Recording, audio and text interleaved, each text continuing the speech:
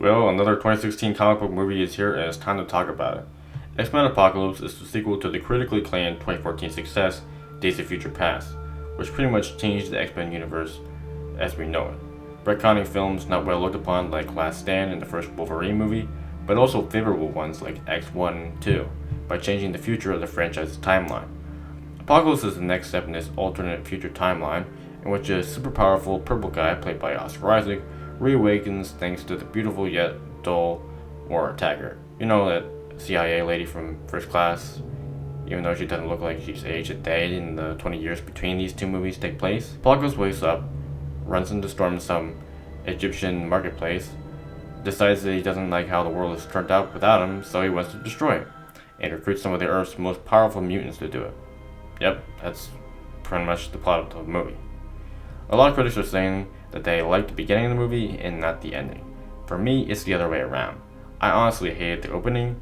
It felt so stupid, and it didn't even do a good job of developing and introducing us to the character of Apocalypse. Unlike Lex Luthor and BVS, at least Apocalypse had some motivation for wanting to destroy the world, even if it wasn't much. He's all about survival of the fittest, so it's only natural that he would want a world run by mutants like himself. But other than that, he's just some very brooding and menacing character.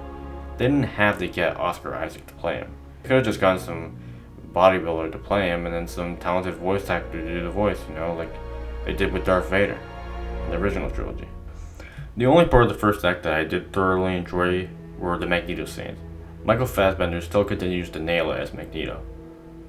What's always made his portrayal of Magneto so convincing is how layered of a character he is, and that's something you rarely get with comic book movie villains, especially in the MCU, with the exclusion of Kingpin and Zemo.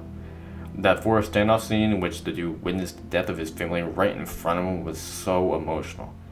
Everyone just froze in that moment, and there were quite a few gasps in my theater. James McAvoy still plays a good Charles Xavier, and this is the first time we've really seen him as Professor X, and that was cool. His chemistry with Nicholas Hoult as Hank McCoy is still great. We didn't get that much of a look into the relationship between Eric and Charles as we did in previous films, but that's okay. I mean, they didn't even really come into contact with each other until the end, like right before the end battle. Alright, I love Jennifer Lawrence. She's an amazing actress, but from seeing her performance in this, it's just obvious that she doesn't care about these X-Men movies anymore. Kind of like by the time Revenge of the Sith came around, you could tell that Natalie Portman was just so done with the Star Wars prequels that she didn't even give a shit anymore, but still cared enough to cash in on them. From the trailers, I thought the Mystique would be like the main protagonist, but that didn't end up being the case, and I'm glad for it. I was surprised that they gave young Scott Summers / Cyclops as big a role as they did. It was a good move to have him introduce us to Xavier School rather than someone else, like Jean Grey, because he was seeing it for the first time and so were we, in a way. The guy who played him, Ty Sheridan, he was fine. Same for Sophie Turner as Jean Grey. She was just alright, nothing to complain about, nothing to rejoice over. I didn't like Nightcrawler up until the end of the film, when they showcased his powers a little better. Until then, he was just the blue guy, comic relief, until Quicksilver showed up. It was definitely the best thing about this movie. That Quicksilver scene in which he's racing everyone out of the house was my favorite part of the whole movie, hands down.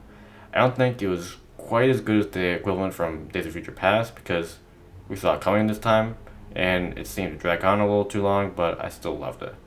That was a very good decision to have him play a bigger role this time around, because that was one of the few complaints people had with DOFP.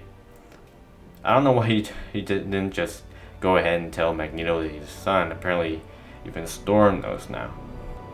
Speaking of Storm, she was a very underused character that I would have liked to see more of her. Same thing for Psylocke. I thought both of them were cool, but there really wasn't any reason why they decided to join Apocalypse other than that he gave them those cool costumes. So about the climax, the actual Apocalypse, I didn't even know where the fuck that end battle took place.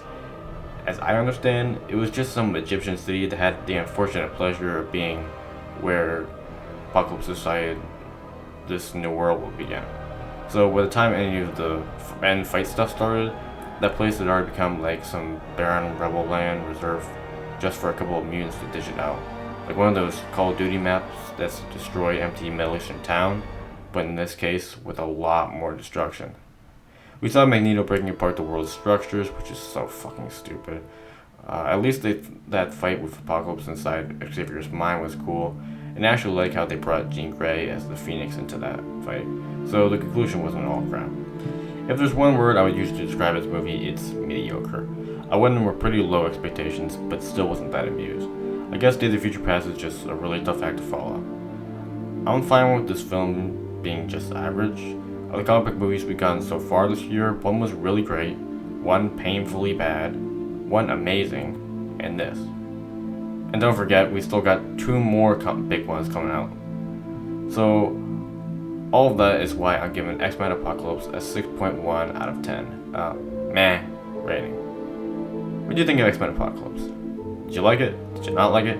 Let me know in the comment section down below. For more movie reviews and comic book movie discussions, subscribe to my channel. Spidey out.